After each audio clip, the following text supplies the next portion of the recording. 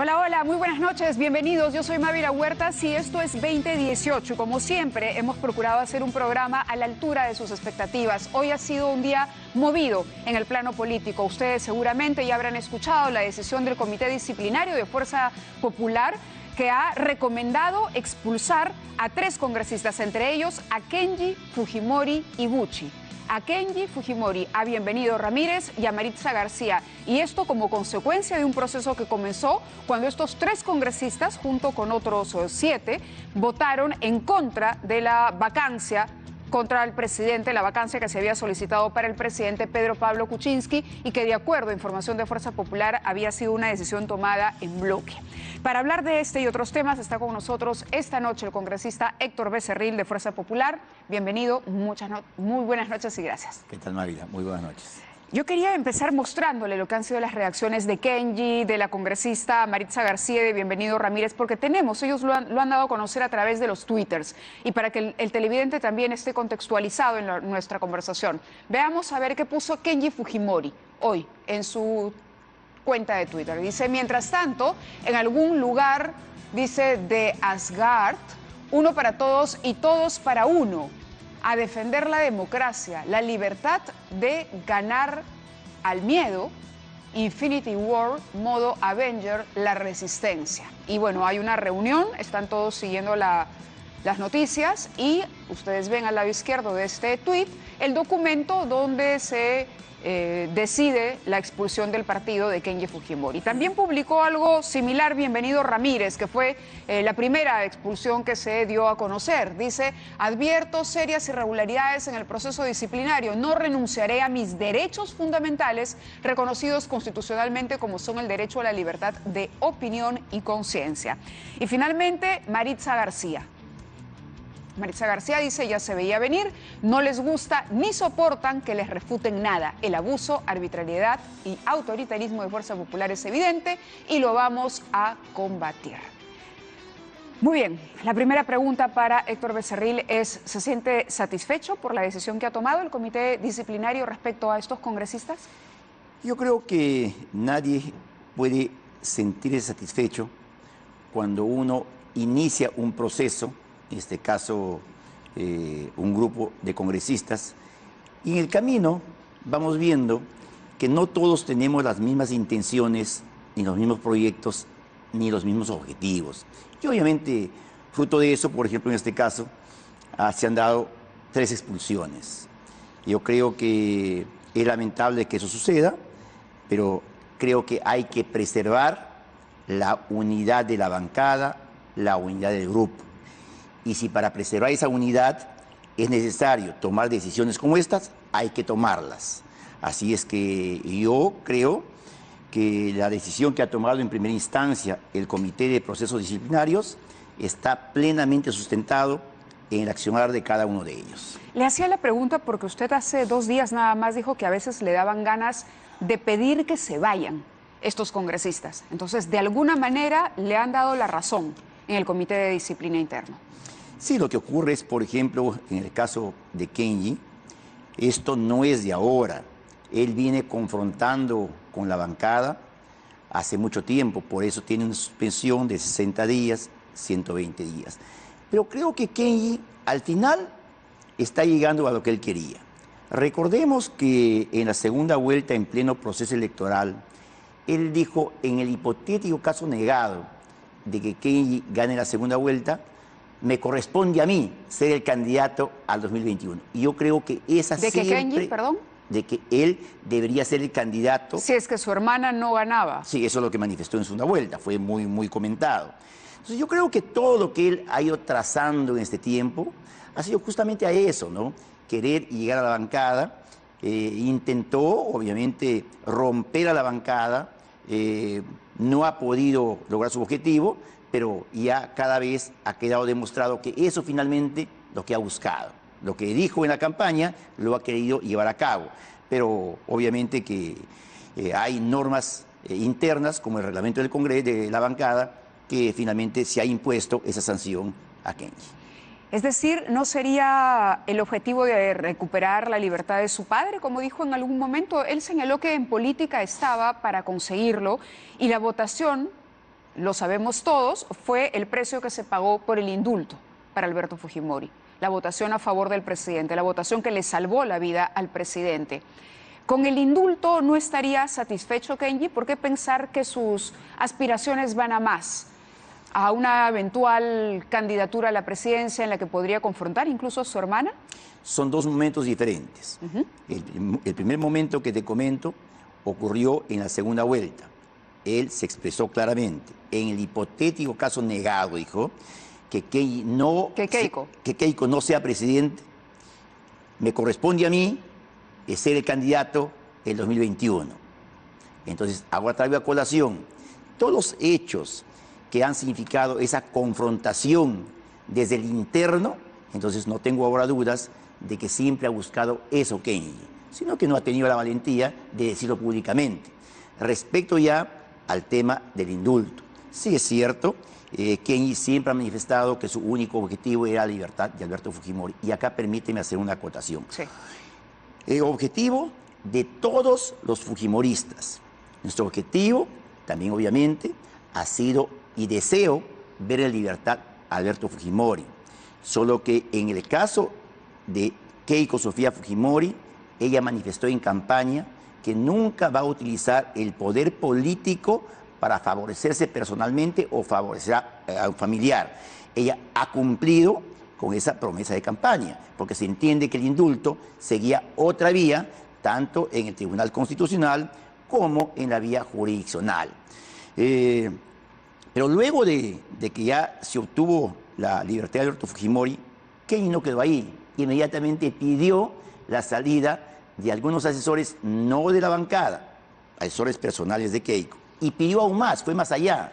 Pidió reestructuración de los comités provinciales, regionales. Entonces, es obvio, lo que él buscaba era hacerse del partido Fuerza Popular, un partido que fue concebido y trabajado por Keiko Sofía Fujimori. Lo ha dicho usted antes también, apoderarse del partido. Sí, claro, claro. Y yo quisiera recordar cómo se recogió al fujimorismo en el año 2000, en escombros. A partir de ahí, Keiko y sus asesores, gente allegada, con mucho trabajo, se construyó este partido Fuerza Popular institucionalizado y que finalmente ha obtenido estos 73 congresistas en esa elección. Entonces creo que no es correcto que Kenji quiera apoderarse de un partido que tanto ha costado concretarlo a Keiko Sofía Fujimori. Pero eso no sería mezquino, teniendo en cuenta que Kenji Fujimori también participó en la recolección de firmas, también trabajó, también puso más que un grano de arena en la construcción de Fuerza Popular. Es uno de los congresistas, si no ha sido el más votado en la última elección, siempre es un congresista muy votado, que tiene un carisma particular, que llega a la gente y tiene su propio capital político. Para ello, justamente hay procesos democráticos de elección interna. Para eso llega un momento cuando se va a elegir al candidato o candidata que represente a Fuerza Popular, como todo partido democrático. Hay elecciones internas con presencia del jurado de la OMP. Se tiene que esperar esos momentos. Lo que no es correcto es que él quiera aprovecharse, apoderarse de un partido sin esperar esas elecciones internas como debe manejarse. Pero lo que parece es que él sentía que esa oportunidad nunca iba a llegar mientras Keiko no lograra la presidencia. Es decir, que la candidata natural siempre iba a ser Keiko hasta que lograra la presidencia o hasta que se jubilara. Y ella voluntariamente dijera, ya no soy candidata más. Lo que ocurre es lo siguiente.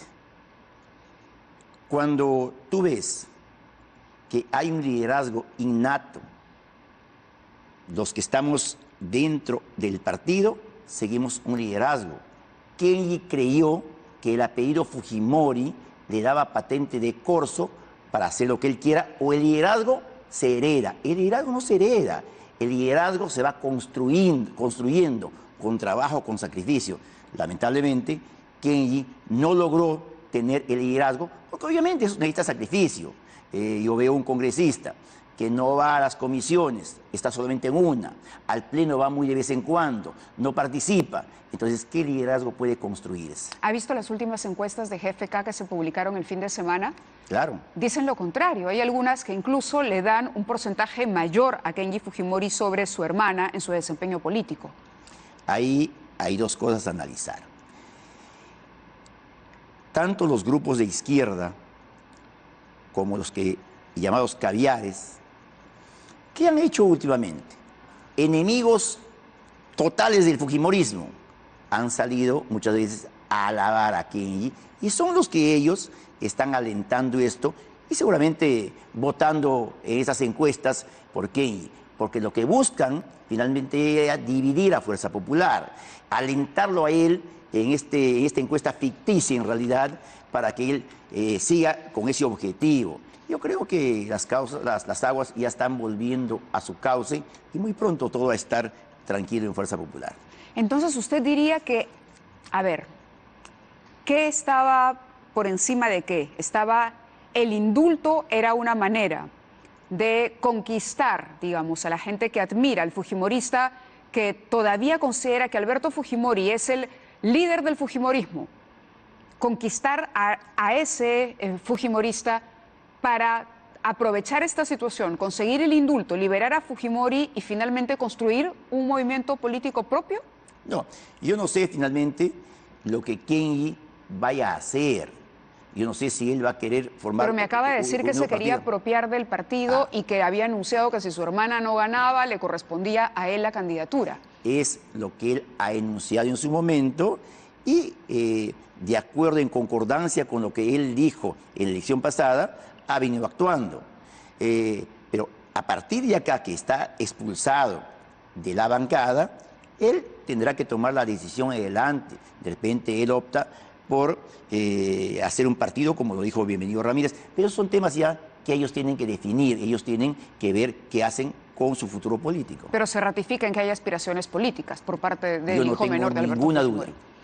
Ahora, ¿a quién asesorará Alberto Fujimori? Yo creo que esas son preguntas que no me corresponde responder. Yo creo que ya él tomará su decisión también. Pero la expulsión de Kenji Fujimori ¿no los aleja del patriarca? Alberto Fujimori es nuestro líder histórico. Nosotros respetamos, reconocemos el gran trabajo que él hizo por el país cuando fue gobierno, como también, para que no creas que obvio ese tema también, somos conscientes que aparte de ese legado, también recibimos el activo y el pasivo, pero respetamos y reconocemos a Alberto Fujimori como nuestro líder histórico. Va a haber una situación en el Congreso, va a haber un reacomodo de fuerzas, sin duda, porque no es poco, 10 congresistas, ustedes quedarían con 61. ¿Esta expulsión tiene marcha atrás o esta recomendación es una decisión definitiva? ¿Ellos pueden impugnar, pueden apelar? ¿Hay otra instancia? ¿Se puede hacer un reclamo ante el propio Congreso por la aplicación abusiva, como han dicho algunos del reglamento por parte del partido? A ver, acá lo que hay es, hasta ahora, objetivamente, una expulsión de 3 congresistas. Los 7 restantes, su proceso expulsión continúa de la bancada. De la bancada. De la bancada y una expulsión que ya no hay marcha atrás. Hay mucha confusión en este tema. Muchos creen que esta resolución final de proceso disciplinario, del Comité de Proceso Disciplinario, es una recomendación. Exacto. No. Ellos han resuelto por unanimidad expulsar a estos congresistas en primera instancia. Si ellos apelan esta primera instancia, va a la segunda y última instancia. ¿Que quién maneja? Es el pleno de la bancada. Yeah. Entonces, así es que falta todavía la otra etapa en caso que ellos apelen esta decisión. Bueno, vamos a esperar los 3 días que ellos tienen para ver si apelan o no apelan, ¿no? Me imagino que Keiko Fujimori está enterada, lo sabía desde el primer momento cuando se tomó la decisión. ¿Ha conversado con ella? ¿Conoce cuál es su reacción? No. Yo de la mañana estoy en el Congreso, justamente estaba en mi despacho cuando se dio esta noticia. No he tenido la oportunidad de conversar con Keiko Sofía Fujimori. Esto es un tema, una disposición netamente del Comité de Proceso Disciplinario. ¿Pero ella no le ha dado el visto bueno a eso? No, este comité fue nombrado por unanimidad por toda la bancada. Keiko participa, de acuerdo a nuestro reglamento interno, en todas las sesiones plenarias. ¿Pero cómo participa? Como directora del debate. Ella no tiene voto, ella no opina, ella ve que el debate se lleva a cabo en los cauces normales. Eso de acuerdo al reglamento nuestro. Pero eso, a ver, la lectura para mucha gente es Keiko votó a Kenji. Yo más bien diría... Ella es la lideresa del partido.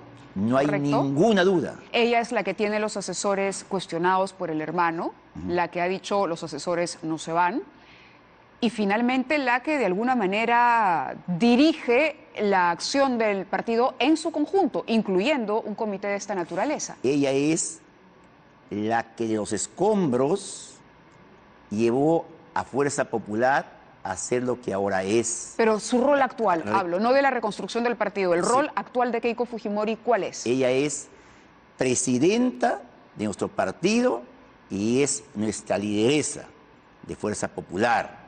Es el rol que ella tiene en Fuerza Popular. Por eso es la máxima autoridad en el partido. A ver, si tú estás... Nadie puede pasar por su autoridad. Yo no sé a dónde quiere llegar, pero quiero decirte, todos los partidos políticos tienen una estructura jerárquica.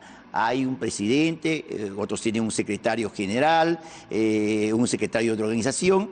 Es cómo se estructuran los partidos políticos. Si tú quieres decir de que Keiko, por ser presidenta, digita todo lo que ocurre en la bancada, eso no es correcto. O conoce, tiene que conocer, tiene que conocer obviamente tiene que conocer todo lo que pasa en la bancada. Por eso, por ejemplo, nos reunimos con ella todos los martes y además, todos los días, ella recibe a todos los congresistas que quieran ir a conversar con ella por un tema o por otro. Ayer decía Maritza García que quería hablar con Keiko Fujimori, que sería ideal tender un puente directo con su lideresa, pero que esto no había sido posible.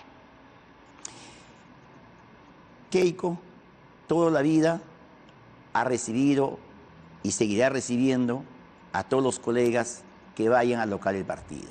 Sin previa cita, van, se espera, se hace una antesala y nos recibe y conversamos con todos los colegas que tengan algo que conversar, algún problema o alguna ¿En algún momento ella deslizó la posibilidad de acercarse a este grupo de congresistas? De hablar, digamos, para conservar una mayoría importante que tiene el partido en el Parlamento, para ayudar a la cohesión del partido y evitar este desmembramiento, por lo menos de la bancada, porque todavía siguen siendo miembros del partido, entiendo. Bueno, ha habido... En el caso de Kenji, sí. Sí, Kenji creo que es el único. Los otros son invitados. Son ¿no? invitados. Yo quisiera acá hacer una acotación de que si bien es importante el número de congresistas, pero más importante que el número es que quienes estamos tengamos un solo norte, un objetivo, que todos comulguemos un ideal. Porque si yo tengo dentro de la bancada personas que constantemente confrontan, atacan y hasta lanzan epítetos contra nosotros, yo creo que lo más saludable es que se retiren y finalmente así quedamos más consolidados lo que nos quedamos en la bancada. El tema de la vacancia. Los que apoyaron la vacancia consideraban que el presidente no tenía la catadura moral para seguir a cargo del cargo que ostenta. ¿Correcto? ¿Esa opinión ha cambiado? No. Y no ha cambiado en lo absoluto. Porque ¿qué ha cambiado después de la sesión del pleno de la vacancia en ese respecto? ¿Ha habido alguna explicación clara, coherente de Pedro Pablo Kuczynski? Queda exactamente igual. ¿Recibió dinero de Odebrecht? Sí. ¿Mintió al país? Sí. Y por lo tanto yo creo que él sigue estando incapacitado moralmente para gobernar. Y cada vez los temas se le complican peor. Ahora ya hay reportajes. ¿Ha traído un papel subrayado? ¿Tiene algo que ver con eso? Sí, son las últimas denuncias que se vienen haciendo respecto, por ejemplo, al proyecto de trasvase Olmos, donde todo estuvo arreglado para que su empresa, Westfield, reciba sumas millones de dólares de Odebrecht, aprovechándose de su condición de ministro para poder permitir la emisión de bonos. Incluso hay acá un punto muy importante, que para que se pueda emitir esos bonos, para que Odebrecht pueda emitir esos bonos, hay un decreto supremo, el 014, donde suscrito justamente por Toledo, por Pedro Pablo Kuczynski y por Fernando Zavala, con lo cual el Estado avala para que finalmente Odebrecht pueda emitir 100 millones de dólares en bonos. ¿Y quién lo hace? Lo hace desde el ministerio Pedro Pablo Kuczynski. Y por eso... ¿Usted tiene dudas sobre esa información? No, ninguna. Ninguna. Es una información del Aun Banco de cuando Crédito el del Perú. presidente, pero eso no es un adelanto de opinión antes de que el presidente Kuczynski responda a las preguntas de la Comisión Lavallato. Bueno, seguramente adelanto de opinión se podrá increpar a los miembros de la Comisión Lavallato. Yo no lo estoy juzgando, no estoy en la Comisión Lavallato. Yo opino como un congresista que veo lo que pasa a nivel nacional. ¿Y esa información le parece suficiente para vacar o pedir nuevamente la vacancia del presidente? No, yo no estoy diciendo que esta información es suficiente. Y yo lo que estoy manifestando es de que yo creo que respecto a los temas anteriores nunca ha deslindado y sigue estando incapacitado moralmente para gobernar. Es más, pero si está incapacitado moralmente, que era el argumento para pedir la vacancia, ¿por qué no pedirla de nuevo? Porque eso ya se votó y el Congreso no es un juego. Y yo creo que acá seguramente hay pruebas como esta que seguirán saliendo y seguramente alguna bancada pedirá nuevamente la vacancia. Pero hay un tema que quiero decir. El presidente tiene que entender de que su presencia hace inviable el desarrollo del país. Él es un escollo, una piedra en el camino para que el Perú pueda seguir caminando. ¿Tú crees que con un presidente con un pie más afuera que adentro va a poder permitir atraer inversiones privadas? El Perú está paralizado y va a seguir así en la medida que él siga en el gobierno. Él debería ser consciente y debería renunciar a la presidencia y permitir que su viceministro asuma la presidencia y termine su mandato el 28 de julio del año 2021. ¿Apoyaría Fuerza Popular una moción de vacancia si es que la presentara nuevamente, por ejemplo, el Frente Amplio? Por caso de corrupción, no tengo ninguna duda, porque nuestra lucha es frontal contra la corrupción. Contra la corrupción, a pesar de que PPK indultó a Alberto Fujimori. No tiene nada que ver un tema con otro. Sí, de repente. Pero eso significa que el negocio que se habría hecho con Kenji entonces no funcionó. A ver, yo no puedo asegurar que hubo ese negocio. Lo que yo puedo asegurar es lo siguiente, que después de No. Usted creo que sí fue contundente. Es decir, ¿usted no cree que los 10 votos que le permitieron salvarse al presidente fue el precio que se pagó? Es decir, la deslealtad a Fuerza Popular, como ustedes lo han considerado, ¿no fue el precio que se pagó para indultar a Alberto Fujimori? Y yo lo que manifesté y me reafirmo es lo siguiente, y yo no tengo ninguna duda que los 10 congresistas algo pactaron, algo acordaron con Pedro Pablo Kuczynski para cambiar su voto del acuerdo de la bancada y votar a favor de la corrupción del presidente. ¿Qué negociaron, qué pactaron? No lo sé, yo no lo puedo decir. Pero ¿no le llama la sorpresa caso, que días después se indulte a Fujimori? Es un tema. Y que el único que pedía el indulto y que el que había hecho campaña a favor de esto era Kenji, que los mensajes eran más que evidentes en la cuenta de Twitter. Es un tema subjetivo, que en todo caso los que tienen que responder es Kenji. Entonces, ¿usted no diría que el indulto fue producto de la negociación? ¿Que no le consta? Yo no podía asegurar eso. ¿No le consta? No, obviamente que no me consta. Y yo no creo, y creo que nadie está en capacidad de decir eso, de que el indulto fue producto de ¿Pero qué le votación. podría haber dado Pedro Pablo Kuczynski a Kenji Fujimori y a estos otros congresistas? No tengo idea. Pero sí, por ejemplo, veo que Kenji se ha convertido en el defensor, en el vocero de Pedro Pablo Kuczynski. Basta, por ejemplo, ver el día de hoy que dice, ¿no?, a defender la democracia. Él cree que defender la democracia es defender a un presidente con evidentes pruebas de corrupción. Entonces, ¿de qué está hablando Kenji? Yo en realidad no entiendo. Él cree que la democracia es defender a un presidente, a un gobierno. Creo que está muy limitado idea de democracia en el país. Esta tarde el congresista Juan Cheput comentaba que si Kenji Fujimori sabe manejar el liderazgo que ha construido en Fuerza Popular, podría conseguir una suerte de equilibrio de poderes en el Congreso. Es decir, evitar que Fuerza Popular censure ministros, interpele ministros cuando quiere, que pueda censurar gabinetes, en fin. Claro, lo que pasa es que Juan Cheput, sí pues, es una opinión de parte, ¿no es cierto? Porque han perdido eso y ustedes son conscientes de que han perdido la contundencia, porque si bien es cierto, todavía hay una bancada importante con 61 congresistas, si es que cumplen lo prometido, que es votan a uno, nos vamos todos, ¿o no cree que se vayan todos? A ver, dos cosas ahí. Nosotros hasta ahora, ninguna decisión para aprobar leyes, para archivar leyes u otras funciones congresales, lo hemos realizado solamente con los votos del fujimorismo. Siempre hemos tratado de consensuar con las otras fuerzas políticas. Y si tú revisas, las decisiones importantes han sido fruto del consenso con 3 o 4 bancadas, o 2 bancadas por lo menos. Entonces, yo creo que la contundencia de la bancada se da en la medida que sepamos consensuar y trabajar en pro, de hecho, del país. Bueno, le desea suerte a Kenji Fujimori. ¿Qué significa exactamente expulsado de la bancada? ¿Por qué no se le expulsa del partido también? Si el problema ha sido un desacuerdo con una decisión política que afecta a ambas circunstancias. La bancada tiene una estructura diferente del partido y yo en realidad creo que seguramente en algún momento también se le va a aperturar proceso disciplinario a nivel del partido. A nivel del partido. Él es el único, porque en los otros casos, ¿usted cree que hay intención de mantener alguno de los otros? ¿Los alegatos son distintos, los casos son distintos, o digamos a misma causa, misma sanción? Es decir, No. Lo que correspondería es también expulsar a Estelita Bustos, a Sonia Echevarría, a Clayton Galván, a Marita Herrera. Marita Herrera también se ha pronunciado y ella ha dicho que se va.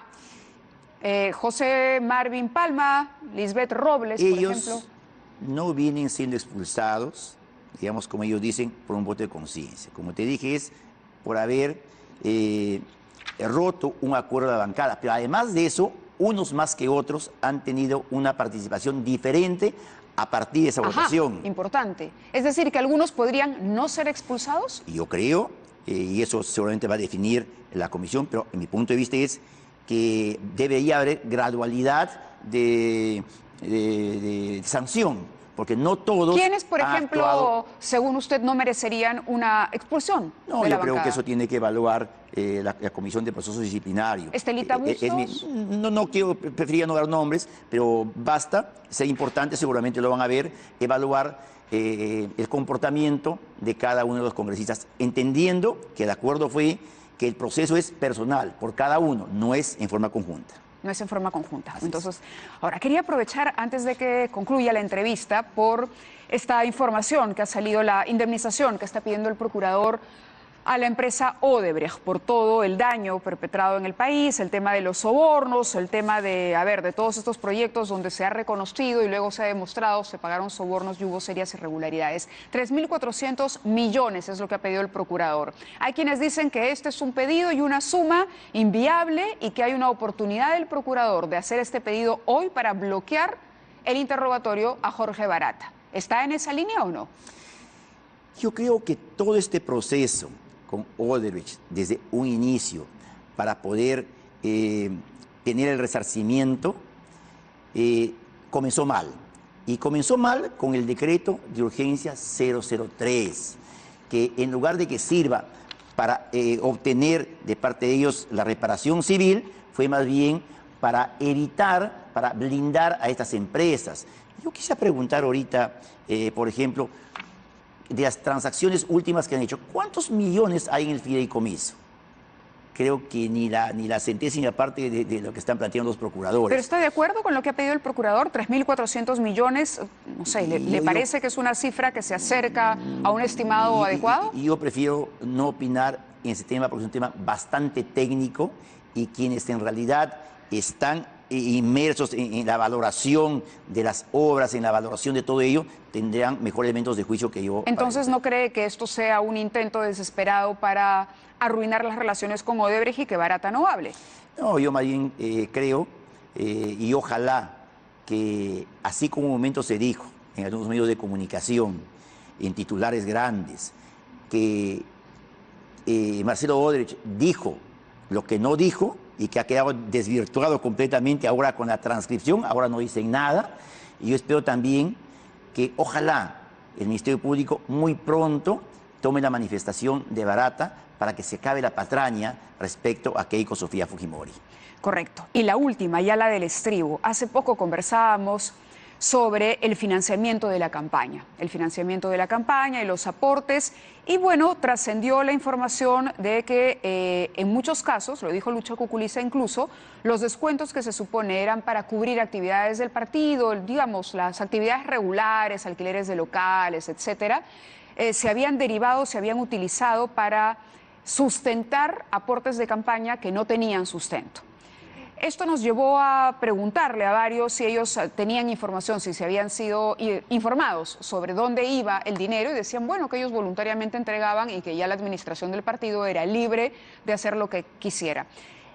Es así que se paga el sueldo de Keiko Fujimori. Entiendo que hay un acuerdo en el partido de que los aportes van a este sueldo. El sueldo de Ana Vega y del otro asesor, el señor Figari, ¿también sale de los fondos del partido o Keiko Fujimori contrata directamente a sus asesores?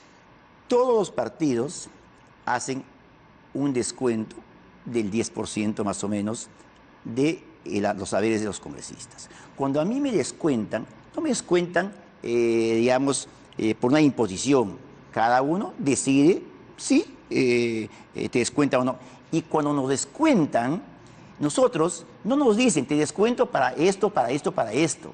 Se entiende perfectamente que eso pasa a disponibilidad libre del partido y ellos pueden disponerlo en qué lo gastan. O sea, cuando alguien dice, no, era para temas administrativos, eso no es cierto, no es cierto. Simplemente autorizamos el descuento, que es descuento y el partido tiene libertad, el tesorero y la directiva tiene la libertad de utilizar ese dinero en lo que parece. Decide gastarlo en lo que necesite el partido. Incluyendo los asesores de la lideresa. Sí, yo no creo que haya problema en ese tema. ¿A cuánto ascienden los ingresos de los asesores? No tengo idea. No. ¿O no me puede decir? No, sinceramente. No tengo idea de cuánto es el ingreso de los asesores, pero un partido político tiene que sustentarse, en este caso se sustenta de los aportes de los congresistas y si hay que pagar asesores, obviamente tiene que hacerlo. Correcto. Le agradezco mucho su presencia en el programa. Ha sido Héctor Becerril de Fuerza Popular. Nosotros hacemos una pausa y regresamos con información importantísima del caso Odebrecht. Mencionábamos aquí que en efecto el procurador ha pedido 3.400 millones de dólares, si mal no recuerdo, para Odebrecht, para que indemnice a nuestro país. Odebrecht reconoció un monto en sobornos, pero además de eso luego se han hecho investigaciones que han demostrado que también hubo irregularidades y hubo corrupción en otros 3 grandes proyectos, como por ejemplo la Interoceánica Tramo 2 y Tramo 3. Esto ha colocado en una situación muy delicada a los proveedores de la empresa Odebrecht, a quienes no se les está pagando hace mucho tiempo porque Odebrecht se ha declarado en bancarrota. Bueno, ¿cuán grave es la situación de esos proveedores? De eso hablamos tras la pausa.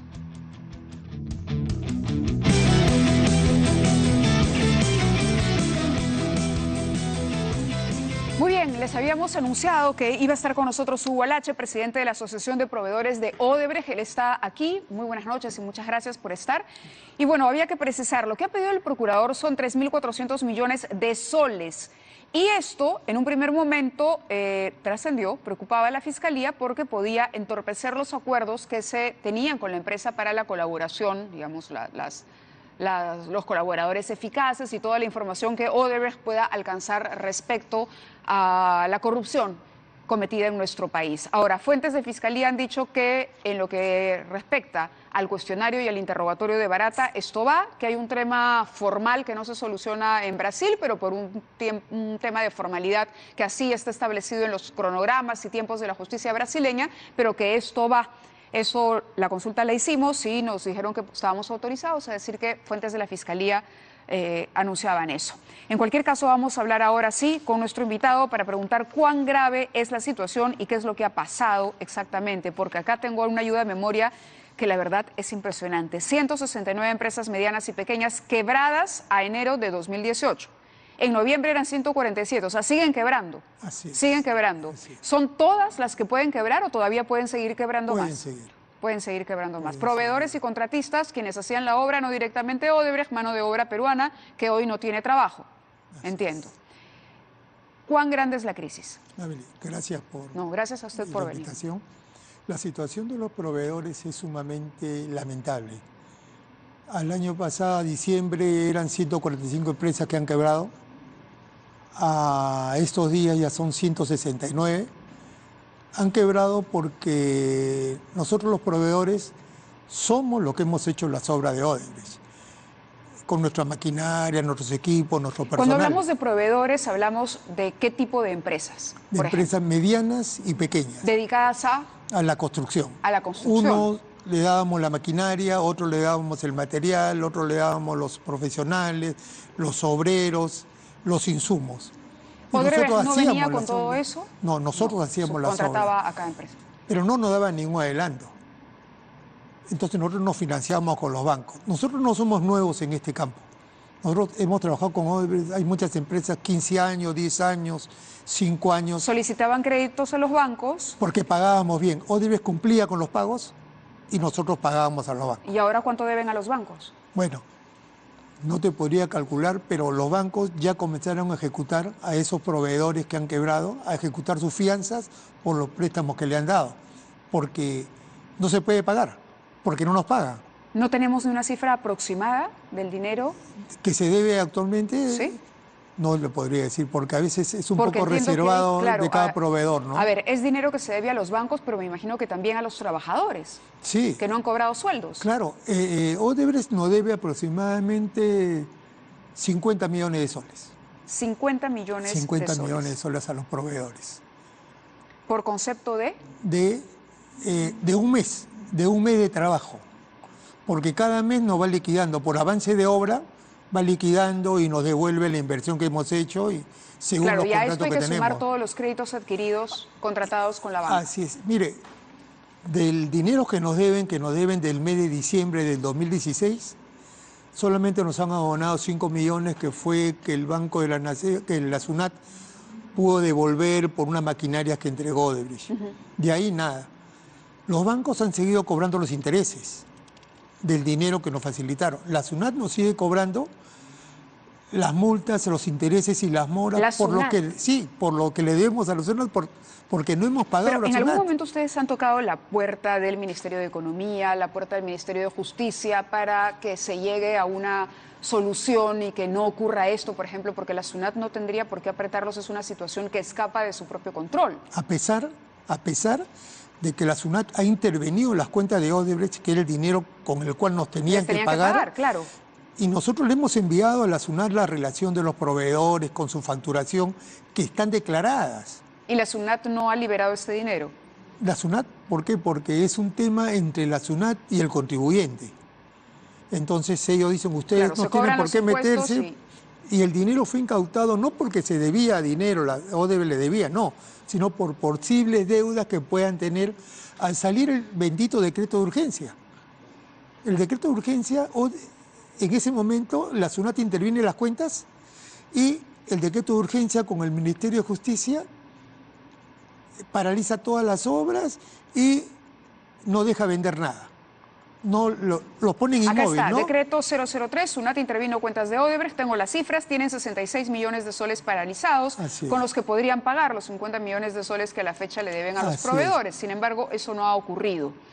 Ahora, entiendo que sí se habló se intentó por lo menos hablar con Mercedes Arauz, ustedes querían colocar la mano de obra, por ejemplo, en la reconstrucción. Hubo intentos de ese le explico, ese seguimiento, le hemos pasado los documentos, las cartas, 3 cartas al presidente de la República, 2 cartas a la doctora Mercedes Arauz. Hace un mes estoy hablando día por medio con la PCM, con la doctora Celeste Aliaga, lo tengo que decir en este momento porque nos sentimos engañados. Con la doctora, con su secretaria, que la doctora Celeste Aliaga es la jefa del gabinete de asesores. Toda la documentación que hemos remitido al presidente y a la doctora Arauz está en manos... ¿Desde cuándo? al presidente lo hemos enviado desde el mes de agosto. Agosto 2017. Del 17, explicándole nuestra situación para buscar una solución. Y este monto de los 3.468 millones que está exigiendo como indemnización, ¿ustedes temen que los coloque todavía detrás de la cola? Sí. O sea, ¿les preocupa este monto? Totalmente. Yo le explico. El decreto de urgencia 003 es el que ha regido todo este tema de la intervención a Odebrecht. El día 13 de febrero se vence el año. Sí. Y no se ha avanzado un centímetro. No ha solucionado la reparación civil, no ha solucionado el pago a la SUNAT, no ha solucionado el pago a los proveedores, el pago a los trabajadores, no ha solucionado nada. Ese decreto de urgencia, que usted sospecha de este monto, ¿le parece sospechoso que se haya pedido tanto? ¿Le parece exagerada la indemnización? Este mismo tema, esta misma función que hizo Odebrecht en el Perú, esa acción, las ha hecho en 14 países. 13 países siguen trabajando. ¿Solamente el Perú? Es decir, ¿en los otros 13 países no hay gente como ustedes, con deudas? Ninguno. Siguen trabajando las obras. ¿Es información corroborada? República Dominicana, Panamá. Son 14 Estados países. Unidos. Estados Unidos, Brasil, Argentina, todos los países siguen trabajando. ¿Por qué? Porque Estados Unidos detectó este problema en el mes de diciembre. Pero llegaron a un entendimiento con Odebrecht para el pago de la reparación civil y sancionar a todos los funcionarios corruptos. Poder Judicial por un lado y el acuerdo que ellos toman con Odebrecht de cuál es el monto de la reparación civil. Ajá. Y le dan el tiempo para que paguen y además para que continúen con las obras, porque las obras lo hacen los proveedores en todo sitio. Y los proveedores siguen trabajando, siguen pagando sus impuestos, Odebrecht seguiría pagando sus impuestos. Y siguen quebrando. Y siguen quebrando. Y acá ha sido la diferencia.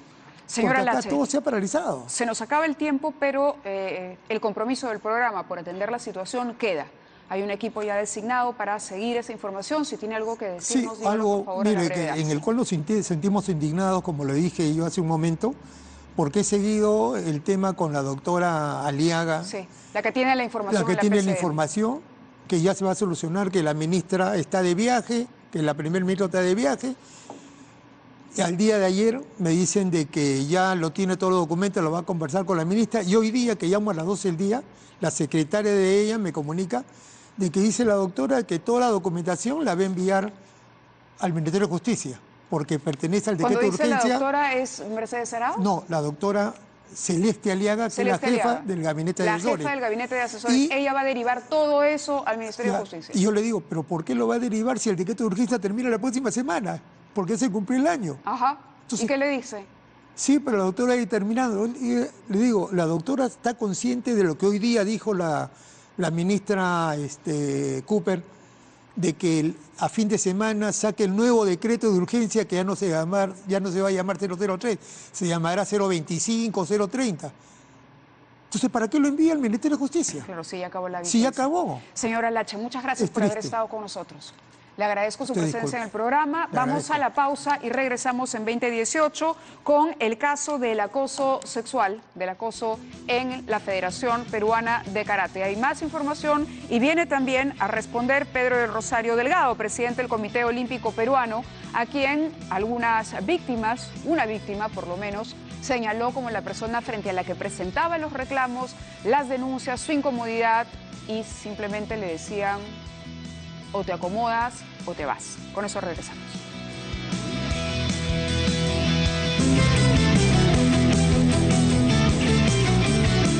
Mis compañeras eran un grupo de chicas que también sufrieron de acosos por parte de un entrenador, se quejaron y quedó así nomás en una queja. Y después... ¿Qué hicieron los entrenadores? Ese entrenador fue el que les escribía cosas en el Facebook y les decía como que quería irse con ellas a un jacuzzi, les invitaba a salir. A veces cuando les corregían las técnicas de karate, como que las tocaba de una manera que ellas no se sentían cómodas.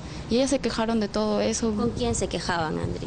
Con el que antes era el presidente, que era el doctor Pedro del Rosario. ¿Y qué hacía este señor al respecto?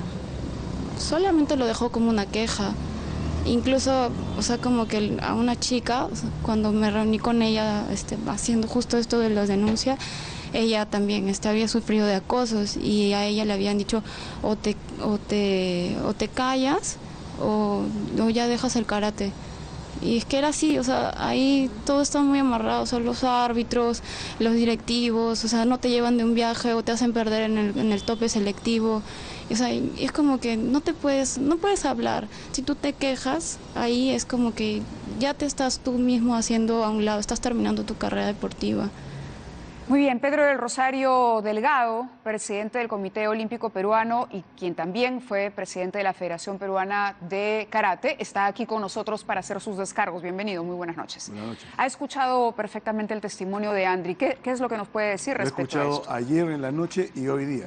Y he venido a mi solicitud, y usted me está recibiendo en este canal, en su programa, para negar una serie de exactitudes que se han vertido. Por ejemplo. En primer lugar, yo lamento que Andri Calderón esté pasando por esta situación, porque Andri la conozco desde muy niña. Desde muy niña iba con su madre a la Federación de Karate, la madre no la dejaba ni a sol ni a sombra, no, iban para arriba y para abajo. Andri es una deportista, o ha sido una deportista muy buena, muy buena.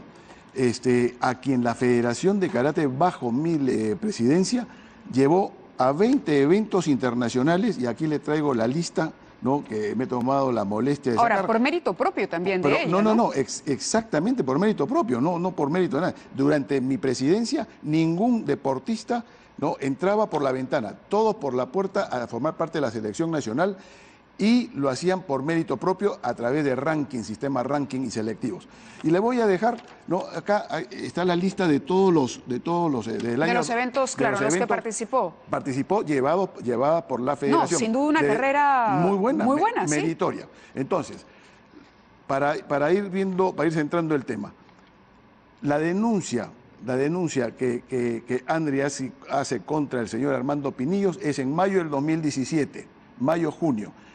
Pedro del Rosario deja la federación en febrero de 2017. Cuando Andri hace esta denuncia, yo ya no estaba en la federación. No, pero hay una cosa que aclarar. Sí. Ella hace la denuncia cuando finalmente toma fuerza para hacerlo. Formaliza la denuncia. Sí. Pero ella se refiere en su declaración, si mal no me equivoco, a que ella tocó la puerta y que quiso hablar con ustedes para recibir un apoyo al margen de una denuncia formal. Bueno. Ella finalmente acumula esta experiencia, Sí. abandona la carrera, se arma de valor. Usted comprenderá que es difícil para alguien que es Difícil, pero acosado por sexualmente supuesto, por y supuesto. presenta la denuncia. Por supuesto.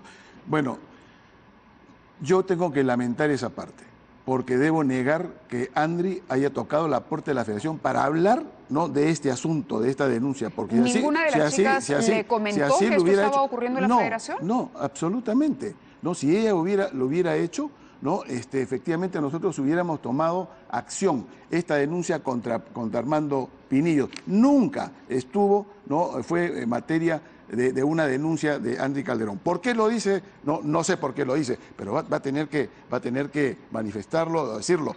Entonces, ese es un punto.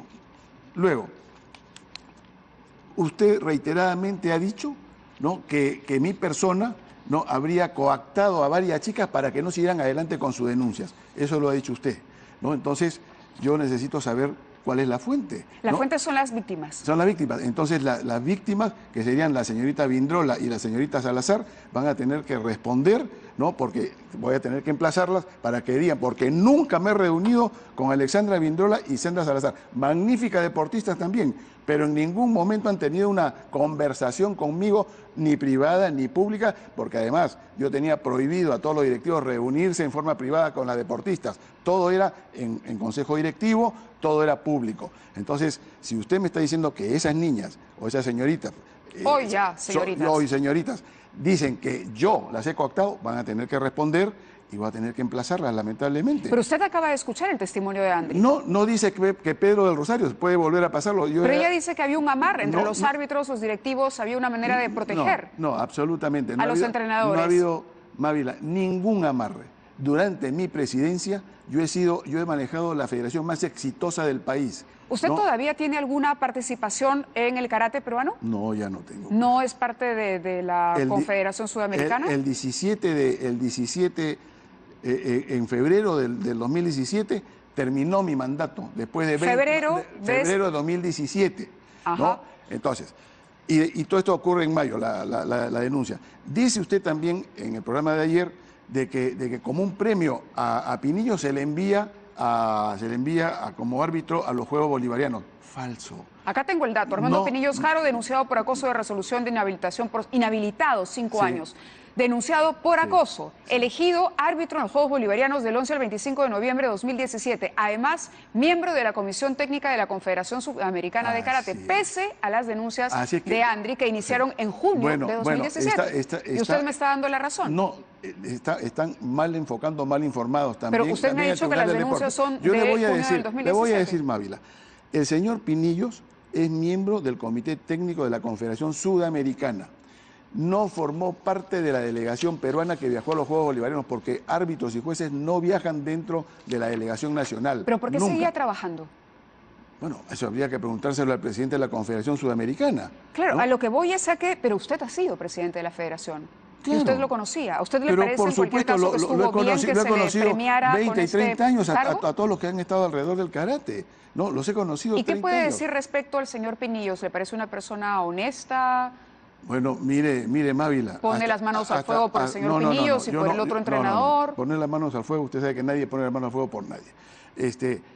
Yo lo he conocido en el ámbito deportivo. Siempre ha cumplido, ha sido y es árbitro mundial. Ahora, de ahí a que haya cometido estas faltas administrativas hasta ahora, porque todo se está ventilando en el plano administrativo y está sentenciado con una resolución que es apelable, ¿no? Entonces, estaremos a lo que diga el Tribunal Deportivo. Entonces, la si señorita Andri si el día está de mañana mintiendo. y si el día de mañana lo llevan a la justicia penal, es un tema que tendrá que responder. ¿Andri también. está mintiendo? Es la No, pregunta. yo no puedo decir que esté mintiendo, Mávila. Es imposible que yo... Pero es que ella es la que lo menciona usted textualmente. No me Yo no menciona- hubiera... ¿Sí no, ¿Quiere no. que vuelva a poner el baile? Sí, sí. A ver, pongamos sí, el baile claro, de nuevo, por claro favor. que sí. Claro que sí. Habla de Pedro Rosario, pero no en los términos en que usted Eran me- un grupo de chicas que también sufrieron de acosos por parte de un entrenador, se quejaron y quedó así nomás en una queja. Y después ¿Qué hicieron los entrenadores? ese entrenador fue el que les escribía cosas en el Facebook y les decía como que quería irse con ellas a un jacuzzi, les invitaba a salir. A veces cuando les corregían las técnicas de karate, como que las tocaba de una manera que ellas no se sentían cómodas. Y ellas se quejaron de todo eso. ¿Con quién se quejaban, Andri? Con el que antes era el presidente, que era el doctor Pedro del Rosario. ¿Y qué hacía este señor al respecto? Solamente lo dejó como una queja.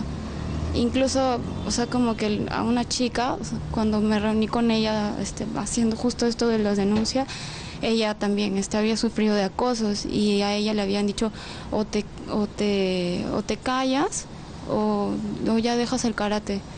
Y es que era así, o sea, ahí todo está muy amarrado, o sea, los árbitros, los directivos, o sea, no te llevan de un viaje o te hacen perder en el tope selectivo. O sea, es como que no puedes hablar. Si tú te quejas, ahí es como que ya te estás tú mismo haciendo a un lado, estás terminando tu carrera. O te callas o dejas el karate, es lo que Falso, dice Andy. Falso. Pero lo dice, usted me había dicho que no. Lo puede decir, pero es falso. Bueno, pero usted sea, una persona que acaba de negar un testimonio que he escuchado hace 20 No, segundos. me estoy refiriendo a otro testimonio que está más adelante. Ella no dice Pedro del Rosario. Pero Andri sí. Mire, Mávila, usted no puede ponerse como defensora, ¿no? de Andri, ¿no? Ni yo como acusador. No, eso no es el tema. Pero ella está levantando acá un testimonio, lo ha levantado. Dice que yo coaccionaba, esa no es futbolera, pero coaccionaba a las otras personas, a las otras deportistas. Que ella ha ¿no? conversado con otras Sí, chicas. bueno, ¿Usted sabía entonces que había un tendrá- grupo de atletas que se reunía, que eran víctimas de acoso? ¿Tenía esa información? No. ¿Usted como presidente de la federación conocía la realidad Pero de ¿por las qué- atletas que por qué participaban? ¿Por qué tengo que saber de todo lo que ocurre a nivel personal? No, nosotros manejamos en cuanto a presidente Porque de es una una federación, situación de abuso, señor. Pero si Si usted lo desconocía, lo ignoraba, a pesar de las quejas, pero no lo conocía, pues. No conocía, pero sí hay desconocía. varias chicas que dicen que se han quejado con usted, entonces Bueno, ellas están mintiendo. Entonces que vengan, que expliquen, porque entonces ¿Están mintiendo o no? están mintiendo, es falso testimonio. Y si usted lo está diciendo así, ¿no? Que estas señoritas han dicho esto, que no salen, porque yo no veo sus manifestaciones. Entonces, voy a tener que ¿Sabe emplazarlas. cuánto ha costado poder convencer a la señorita Andri que dé la cara? Mucho, seguramente. ¿Por el temor? ¿Sabe Sí, las consecuencias sí, de claro, ser víctima de claro. acoso sexual? Seguramente y son muy graves, pero tampoco se puede jugar, ¿no? En este caso con mi honor, con mi nombre, ¿no? Porque me está diciendo usted que las otras señoritas que yo las habría coactado. Falso, lo Pero niego. no lo digo yo, ojo. Bueno, por eso mismo. Son 14 años Por después eso se ha atrevido mismo. Andri a hablar. Mire, Mávila, ante esta situación... Pero usted me atribuye a mí una acusación que yo tampoco he hecho. Yo he recogido las acusaciones de las víctimas. No, lo que usted ha dicho, ¿no? En forma tendenciosa el día de ayer, que este señor, presidente del Comité Olímpico Peruano, como si yo tuviera algo que ver, ¿no? Con los actos cometidos por el señor Pinillos. ¿Y qué tiene que ver el Comité Olímpico Peruano, digo yo? No, el que sabe a mí me han elegido presidente en su unas elecciones, silencio lo hace cómplice de esos abusos. Silencio no. El silencio lo hace cómplice. No le permito. Pero tengo palabras ahí. No le permito es que la palabra de las víctimas versus la suya. Entonces, la palabra contra la palabra. Pero es palabra contra palabra. La niego y no le permito que infundie. La congresista Noceda está en la línea telefónica. Congresista, la escuchamos. Adelante, por favor. Buenas noches, Mávila. Un gusto saludarte y lamento, francamente, que el señor Pedro del Rosario niegue la denuncia de las deportistas que están en una posición tan difícil y que se han atrevido por primera vez a hacer esta denuncia. ¿Usted va a tomar el caso, congresista Noceda? Sí, yo hablaba el día de hoy con Andri, vamos a tomar el caso. Nosotros ya, mediante la ley del deporte, estábamos buscando realizar cambios en parte de la estructura del deporte, porque efectivamente pues vemos que hay argollas en general, ¿no? En el caso del señor Pedro del Rosario ha sido 28 años presidente de la Federación de Karate, entonces ¿cómo puede decir que él no tiene nada que ver con esto? ¿No? Si ha sido prácticamente pues el dueño de la federación durante tantos años, entonces esto es francamente lamentable, ¿no? Y dígame una cosa, congresista, usted ha hablado con Andri hoy, ¿le cree a Andri como le creo yo? Por supuesto, es una deportista y está en la posición más débil. Entonces, en este caso, lo que considero yo debería hacer el señor Rosario es enfrentar esta situación y ofrecer el apoyo total a la deportista, que es el lado débil de esta situación. Correcto. Gracias, congresista. Congresista, buenas noches. Sí, estamos volando en tiempo. Yo no estoy negando que se hayan cometido estos hechos, perdóneme. Usted expresa como que si yo estuviera avalando la situación. Pero es que no hizo nada y sabía. No sabía, pues, Mávila. Yo no sabía. Por eso le digo, entonces Andri está mintiendo. ¿Por qué me están? La mamá de Andri está mintiendo. Bueno, las otras atletas están mintiendo, que le tocaban la puerta, lo veían a usted como un padre. Andri incluso ha dicho eso, que lo veía a usted como un padre. A mí no. A su entrenador. Pero se iba a quejar con usted de ese comportamiento. No, pues Mávila, eso no es exacto. Por eso le digo, usted no le cree a Andri, la congresista y yo le creemos. Bueno, es que si yo digo sí, es admitir una situación que no es exacta. Bueno, pero el señor ha sido inhabilitado por 5 años. Perfecto, ya hay sanciones en su contra, entonces había por qué creerle. Que lo inhabiliten, pero yo qué tengo que ver en el asunto. Porque ese silencio lo hace cómplice, señor. Lo niego, ese es un infundio. El tiempo está volando, lamentablemente debemos llegar al final, vamos a cortar. Hay un tema pendiente en la Contraloría, están pidiéndole que usted esclarezca una malversación de fondos por 3.333.000 soles. No es exacto, hay que investigar mejor. Están pidiendo que esos 3.300.000 fueron entregados al señor José Quiñones, expresidente del Comité Olímpico Peruano, y él o lo malversó o lo gastó mal. Nosotros hemos entrado al Comité Olímpico Peruano el 28 de junio del año pasado. ¿Ya respondió? Por favor. ¿Ya respondió? Por supuesto que sí. Entonces, ¿este informe de la Contraloría ya no es actual? No es que ya no, ese recién acaba de llegar y yo ya respondí dentro del plazo que me han dado. Entonces no hay ninguna deuda, no hay ninguna malversación, ya se rindió cuentas de eso tendrá que responder José Quiñones. Es un proceso penal que le están siguiendo. Yo no tengo por qué responder de aquello. Pero usted lo dice y lo comenta como si yo no tuviera que responder. Y el público que nos está viendo dice, este ha sido. No, señorita, no es así.